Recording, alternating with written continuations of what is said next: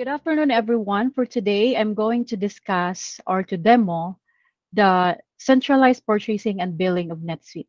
Okay, so let me share this whole process flow of centralized purchasing and billing. So, centralized purchasing and billing feature allows us to place a single purchase order and receives the item across multiple subsidiaries and locations. So, it simplifies the purchasing and item receiving process. Okay. So, enabling this feature, so there are three important terms we need to note. So, we have central subsidiary, target subsidiary, and target location. Okay, so let me discuss this flow. So on the receipt flow, so we have here the purchase order. The purchase order is done by central subsidiary. Okay, and then the item receiving the item receipt, it will be linked to the target subsidiary. Vendor bill will be linked to central subsidiary, and the bill payment will be linked by central subsidiary. The return flow, we have here the vendor return authorization. So this will be done by the central subsidiary. The item fulfillment will be done by the target subsidiary or will be linked to the target subsidiary, and then the bill credit will be linked to the central subsidiary. So this is the whole process flow of the centralized purchasing and billing feature. Okay, so let me do my demonstration. Okay, so I'm going to add a purchase order. So under transaction, purchase, enter purchase order. So when you enable the feature in a purchase order form, so there are two additional columns or fields that you can see. So they are target subsidiary and target location. So these two fields are hidden by default. So I customize the form to display this target subsidiary and target location field. Okay. So let me select a vendor, digital printing.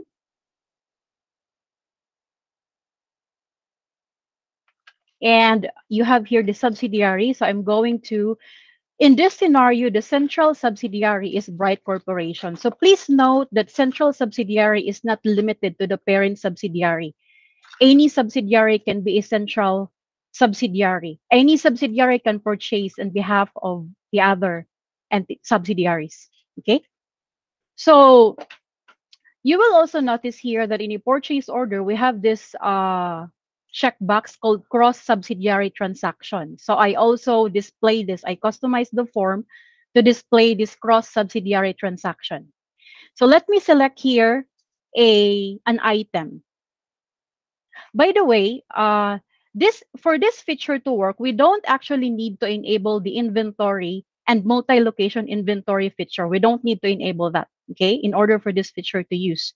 Also, we can use service item and non-inventory item for this feature, okay? So this example item, laptop, this is an inventory item. So I'm going to select laptop. I'm going to buy laptop for uh, ABC company, which is another subsidiary. So you will notice that NetSuite will check the subsidiary, the target subsidiary versus the subsidiary on the header level. So if I select here ABC company, so you will notice that NetSuite will automatically checks this box because our target subsidiary is different from the subsidiary on the header. Okay, so ABC company. And target location is ABC warehouse. Okay. You will notice also that in this purchase order form, you have here a location. So this location is will be used by the non-centralized purchase order. So our recommendation here is to customize the form. It is recommended to customize a separate form for the centralized purchase order so as not to confuse the user. Because say for example, you won't hide this. You are just using single PO form. If you select here a location, Bright Height, I'm sorry, Bright Warehouse, NetSuite, when you do the item receipt, NetSuite will ignore this one. This target location supersedes this location here. Okay. So that's why it is recommended to customize a separate form for centralized PO. Okay. So let me continue. I will purchase another laptop for make this quantity 5. Let me purchase another laptop for Bright Corporation. So this is the central subsidiary. Okay. And then another laptop for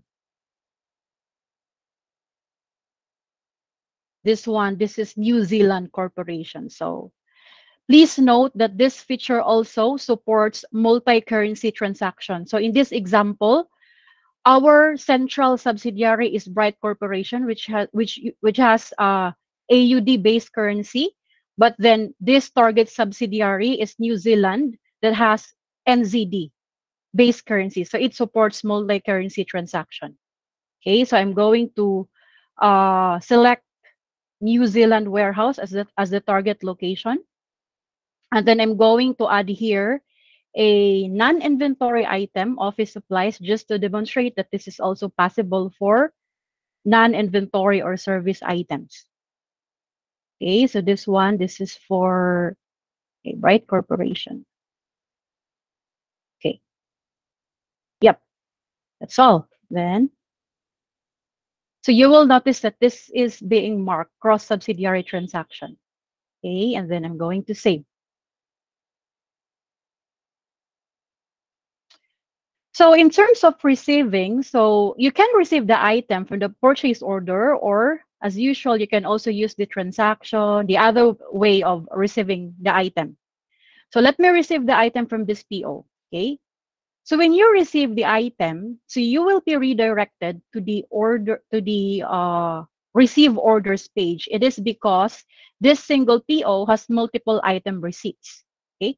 So in this page, you will also notice that we have here additional filter called target subsidiary. You can be able to filter a target subsidiary. Okay. So I'm going to receive all of this full quantity or mark all. Yeah, you can use that. And then you will also notice here that we have here the bill to. The bill to is pointing to the central subsidiary. And you can see here the target subsidiary. Bright Corporation, New Zealand, and ABC Company. Okay, and then I'm going to submit. So process status page. Okay, so it's completed. Okay, so this one. So now that we have added item receipt, okay, so going back to the purchase order, you can see all the related item receipts under the related records tab. So you can see here 3 item receipts. So you can track in a single PO, in a PO record. Okay. So now let's review the GL entry of the item receipt.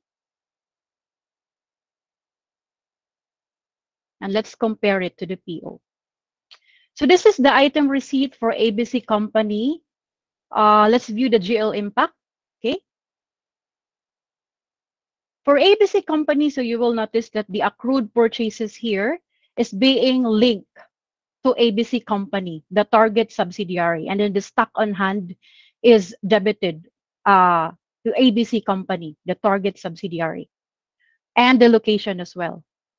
So also, this is the GL impact of the New Zealand. So you will notice that for New Zealand GL impact, so this has been converted to NZD currency. So if we compare this to the purchase order, in a purchase order, New Zealand has amount of 5,000. Yeah, 5,000 AUD. But under New Zealand's GL impact, so it has been converted. It now becomes 4,500 NZD. Okay, and then this is the GL impact for Bright Corporation. So as you can see, all the item receipts GL impact is pointing to the target subsidiary. Okay.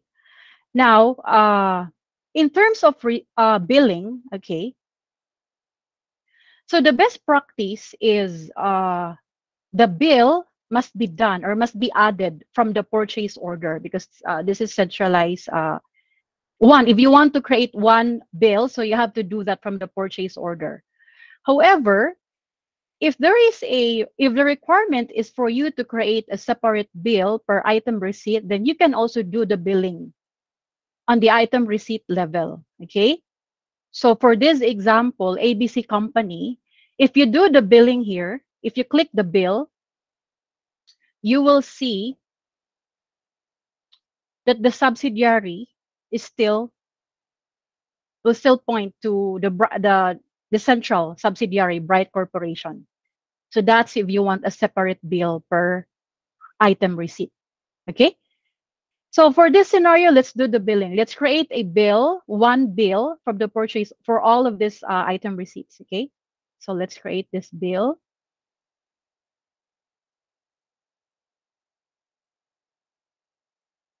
And then it copies everything.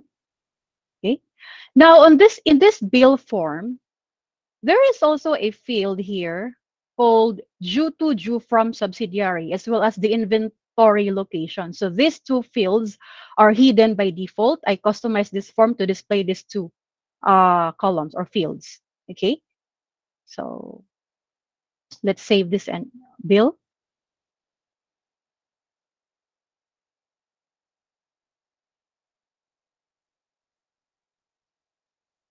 Okay. And then let's check. Let's review the GL impact. Okay. So for this bill, as you can see, the GL impact is all pointing to Bright Corporation, the central subsidiary. You can see also here that the accrued purchases is also pointing to Bright Corporation. That is the reason why for this feature, it is really important to create cross-subsidiary charges. So we have another feature that will help us automate the cross-subsidiary charges. It's called intercompany framework. If we enable that feature, NetSuite will automate the cross-subsidiary charges to close off the clearing accounts per subsidiary. So that's the billing. And then the final step is to make the payment. So of course, when you make a payment, the payment must be done by the central subsidiary. Make payment, the usual process. Okay? That's the end of the centralized purchasing and billing.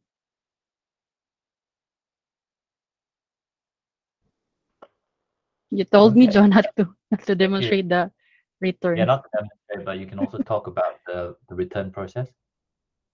Okay. So, What? yep. Yeah. Okay. So now let's discuss the return process. Okay. Uh, let's open the purchase order. Okay. So assuming that there is an item return. Okay. So first step is to create a vendor return authorization. So we have to do that from the purchase order. Okay. So click authorize return. Close this.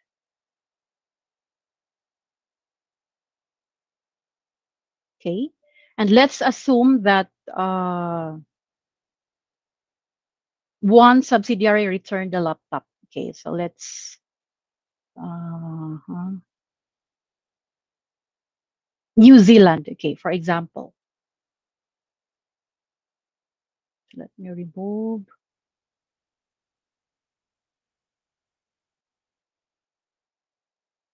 Okay. Remove the office supplies. Okay. So New Zealand returned the laptop. Okay, so let's add a vendor return authorization. Okay, and as you can see here, target subsidiary is New Zealand and New Zealand warehouse, target location. Okay, so let's save this.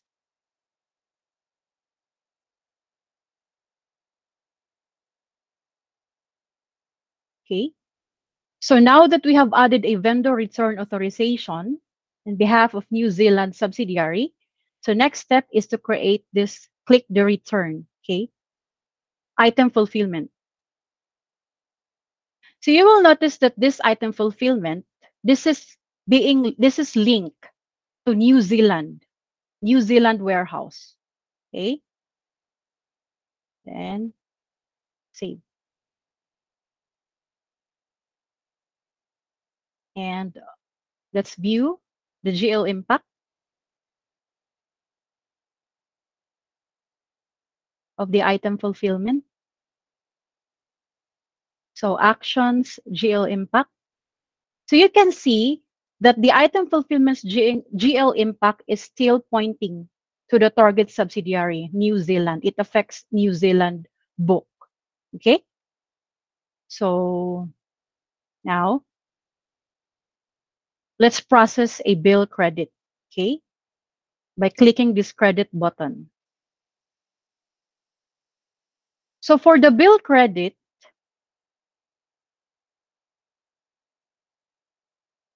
as you can see, the bill credit will always be linked to the central subsidiaries. As you can see here, I created the bill credit from the item fulfillment, but the subsidiary is still the central subsidiary, Bright Corporation. Okay, and then save. Also, on this bill credit form, you can also see that we have here if you go to items, we have the uh, target, sorry, due from subsidiary as well as the target location. Okay, then save.